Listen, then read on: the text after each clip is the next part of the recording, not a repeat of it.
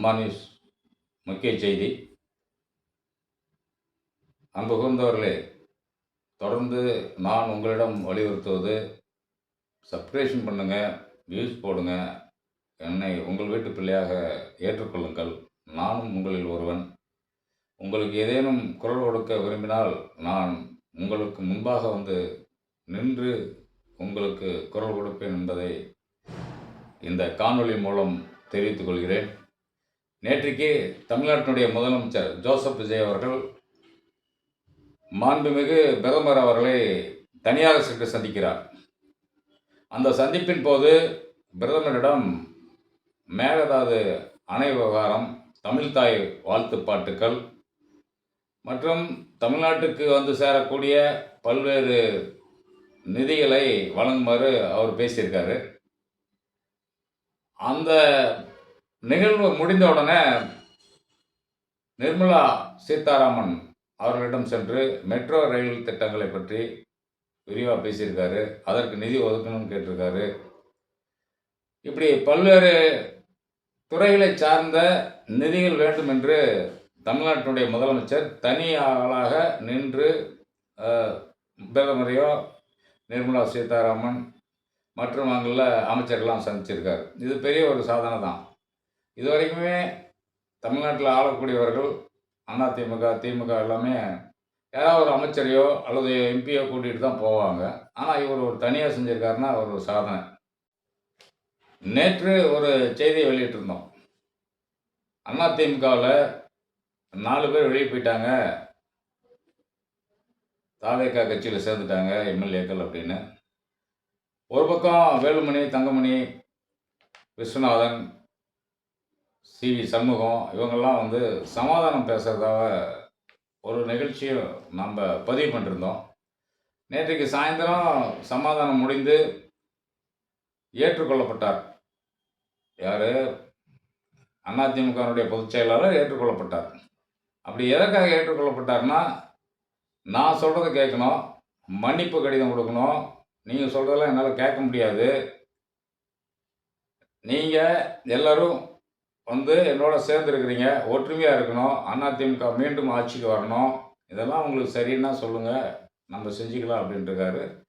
இவங்களும் சரி நம்ம எல்லாம் சமாதானமாக போவோம், எம்ஜிஆர் ஆரம்பித்த கட்சி தொடர்ந்து இது பல ஆண்டுகளாக தமிழகத்தில் பெயர் பெற்ற கட்சி, கோடிக்கணக்கான உறுப்பினர்கள் இருக்காங்க, நம்ம அடுத்த முறை ஆட்சிக்கு வருவதற்கு உண்டான முயற்சிகளை செய்வோம்.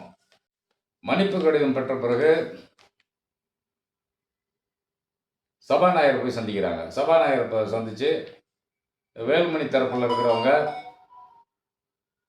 எடப்பாடி பழனிசாமி அவர்கள் சட்டமன்ற குழு தலைவராக இருக்கட்டும், கொரோடாவா அக்ரி கிருஷ்ணமூர்த்தி இருக்கட்டும், நாங்கள் இதை ஏற்றுக்கிறோம் அப்படின்னு சொல்லி அவங்க வந்து எங்கள் மேலே நாங்கள் கொடுத்த கடிதத்தை வாபஸ் வாங்கிக்கிறோன்னு சொல்லி வேலுமணி தரப்பில் ஒரு கடிதம் கொடுக்குறாங்க, பழனிசாமி தரப்பில் ஒரு கடிதம் கொடுக்குறாங்க. எங்களுடைய கருத்து வேறுபாடெல்லாம் நாங்கள் சரி பண்ணிக்கிட்டோம், இவர்கள் மேல் நடவடிக்கை எடுக்க வேண்டாம்னு சொல்லி இவர்களும் ஒரு கடிதம் கொடுக்குறாங்க.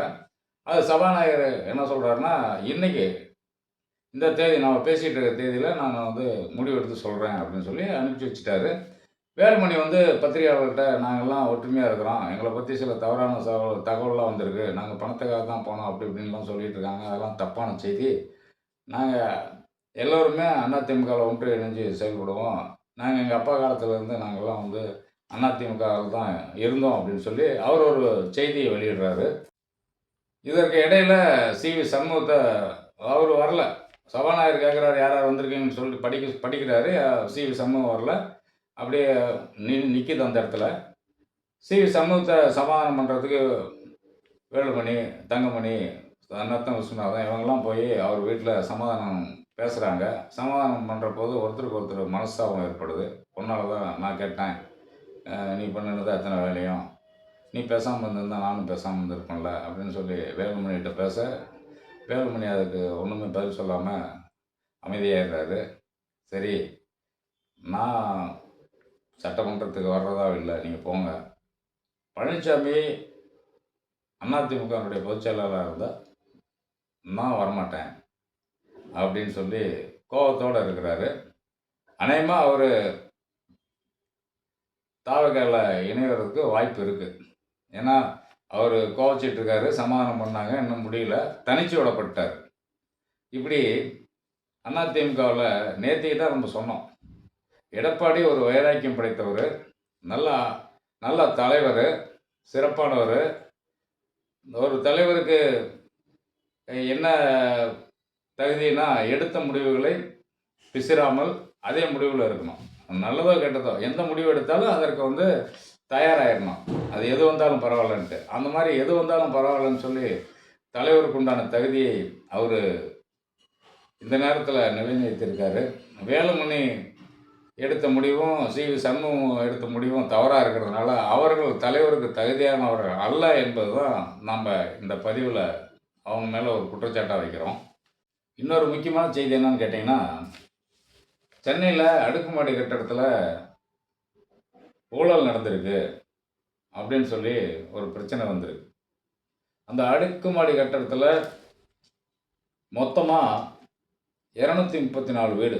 அதில் அந்த வீடு கட்டினதில் யாருக்கு சொந்தம்னு சொன்னால், பிரேமலதா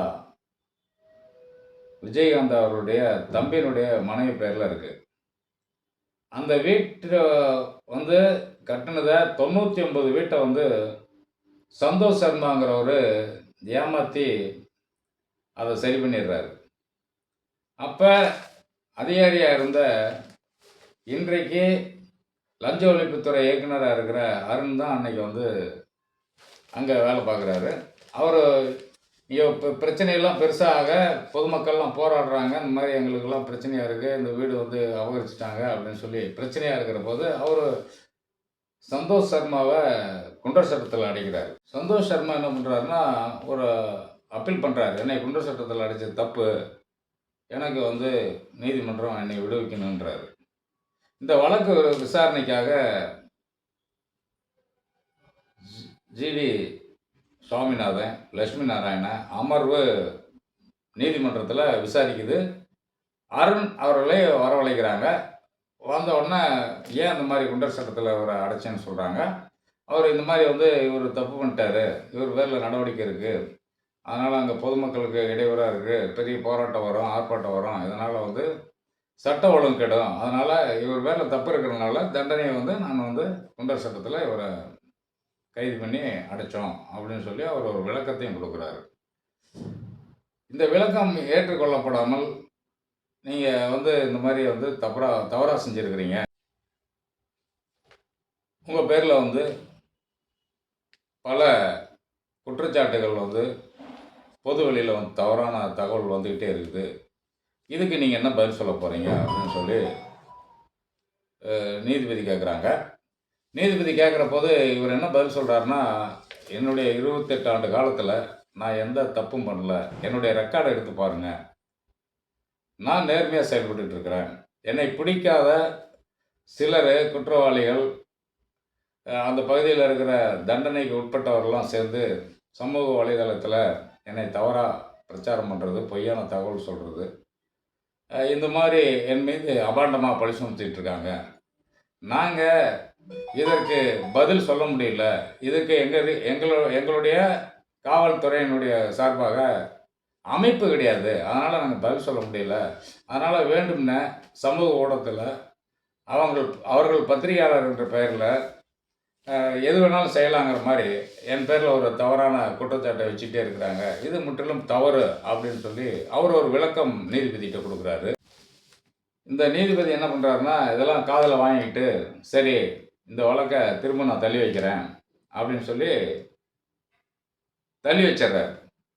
ஒரு காவல்துறை அதிகாரி தொடர்ந்து 28 ஆண்டு காலமாக ஒரு குற்ற வழக்கு இல்லாமல் அவர் மேலே தவறான ஒரு லஞ்ச ஒழிப்புத்துறையோ ஏதாவது அவர் பேரில் தவறான செய்திகளோ, மக்களை அச்சுறுத்தினார், அதை பண்ணார், இதை பண்ணார், எந்த ஒரு அவர் பேரில் ரெக்கார்டே கிடையாது. ஒழுக்கமான ஒரு அதிகாரி அருண். அவர் பேரில் தப்பாக பேசுகிற போது அவருக்கு மன உளைச்சல் ஏற்படும். ஏன்னா அவங்க மனைவியும் அவர் ஐபிஎஸ் படித்தவங்க, காவல்துறையில் பணியாற்றிட்டு இருக்காங்க. இப்படி அவங்க மன உளைச்சலை ஏற்படுத்தக்கூடிய அளவுக்கு வர்றதுனால சமூக ஊடகங்கள்லாம் என்ன பண்ணுறதுன்னா, அவரை சேர்ந்து திருப்பி திருப்பி அவரை வந்து தவறானவரை சித்தரிக்கிறாங்க. இப்போ கூட அவருக்கு பதவி வழங்குனதுல வந்து என்னன்னு கேட்டீங்கன்னா, விஜய் அவர்கள் வந்து தேர்தல் கமிஷனர்கிட்ட இவரை தூக்கணும், இவர் இருக்கக்கூடாது, இவரால தான் எங்களுக்கு வந்து பிரச்சனைகள் வந்தது. இவர் சென்னையில இருந்தாருன்னா, திரும்பியும் வந்து இந்த மாரி வந்து மக்கள் நெருக்கடியில வந்து இறந்து போறதுக்கு வாய்ப்பு இருக்குது. இவர வந்து காத்திருப்போர் பட்டியல்ல வைங்கங்கிறாங்க, வச்சிடுறாங்க. திரும்பவும் நல்ல நேர்மையான அதிகாரி அப்படின்னு நெனச்சு விஜய் அவர்கள் இவருக்கு வந்து புரமோஷன் குடுக்குறாரு. லஞ்ச ஒழிப்புத்துறையில வந்து இயக்குனரா குடுக்குறாரு. இது அவருக்கு உண்டான ஒரு கெத்தான ஒரு அதாவது காவல்துறையில வந்து வீரியமான ஒரு அதிகாரி, நேர்மையான அதிகாரிங்கிறதுக்கு இது ஒரு எடுத்துக்காட்டு. அருண் அருண்ராஜ் அமைச்சர் அவர்கள் ஒரு உத்தரவு போட்டிருக்காரு. மருத்துவத்துறையில என்னை யாரும் வந்து பார்க்காதீங்க செக்ரட்டேரியட்ல. பணி உயர்வு, பணி இடமாற்றம் இது போன்ற விஷயங்கள்லாம் வராதீங்க. வெளிப்படைத்தன்மையோட இது நடக்கும். எல்லா இடத்துலயும் நாங்க அத சரி பண்ணிருவோம். மருத்துவத்துறைய பொறுத்தளவுல. செக்ரட்டேரியட்ல எப்ப பார்த்தாலும் வந்து கட்சிக்காரங்க வந்து பையில தூக்கிட்டு, நீங்க அவருக்கு புரமோஷன் குடு, இவருக்கு புரமோஷன் குடு, இவருக்கு பணியிட மாற்றம் குடு, அவருக்கு பணியிட மாற்றம் குடுன்னு தயவுசெய்து யாரும் வராதீங்கங்கிறாரு. இந்த அமைச்சர் அருண்ராஜ் சொல்றத எல்லா அமைச்சர்களும் கடைபிடிக்கணும். யாருக்கும் வந்து ரெக்கமெண்டேஷன் புரோக்கர்கள் வரக்கூடாது. அதுவும் இவங்க கட்சிக்காரங்க அதிகமா ஓடி ஓடி போய், இப்ப நம்ம கட்சியில வந்து எல்லாருமே அமைச்சர் ஆயிட்டாங்க. நமக்கு தெரிஞ்சவங்க தான் அப்படின்னு சொல்லிட்டு இவங்க போய் அவர்கிட்ட ரெக்கமெண்டேஷன் பண்றது. அதாவது ஒரு பக்கம் லஞ்சத்த வாங்கிக்கிட்டு, ஒரு பக்கம் இவங்களுக்கு செஞ்சு குடுங்கன்னு சொல்றது. அத வெளிப்படைத்தன்மையா இப்ப இவரு சொல்லிருக்காரு. இதைப்போல எல்லா அமைச்சர்களும் வெளிப்படைத்தன்மையா யாரும் என்கிட்ட வராதீங்க. உங்களுக்கு உண்டான புரமோஷன் கிடைக்கும். சீனியாரிட்டி அடிப்படையில. ஏதாவது வழக்குகள் இருந்தா அத வந்து விசாரிச்சு அந்த வழக்குல நீங்க நேர்மையானவர்கள்னா உங்களுக்கும் பணியிட மாற்றம் அல்லது உயர்வு குடுப்போம் அப்படின்னு சொல்லி எல்லா அமைச்சர்களும் கோரணும். இது வந்து விஜய் வந்து என்ன செய்ய போறாருன்னு தெரியல. நேத்திக்கு போயிருக்கிறாரு. அப்புறம் சிங்கப்பெண் சீருடைகள் பணியாளர்கள் வந்து அந்த இன்ஸ்பெக்டரு அந்த அந்த கேடர்ல இருக்கிறவங்கள எல்லாத்துக்கும் ஒரு ட்ரெஸ்ஸை வந்து புதுசா அறிமுகப்படுத்துறாரு. அவங்கள வந்து என்ன சொல்றது?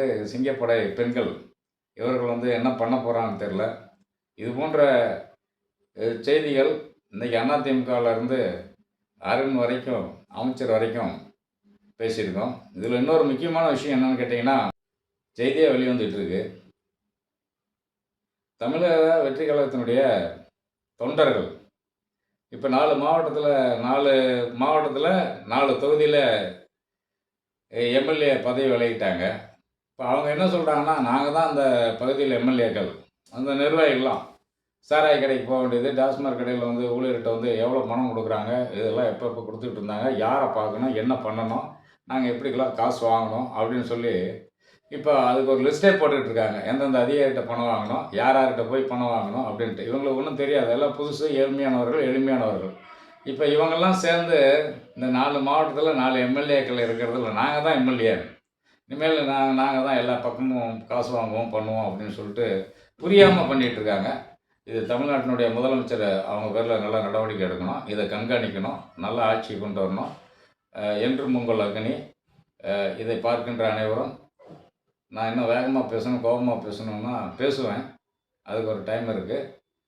இதை பார்க்கின்ற அனைவரும் சப்ஸ்கிரிப்ஷன் பண்ணுங்க, வியூஸ் போடுங்க. நன்றி, வணக்கம்.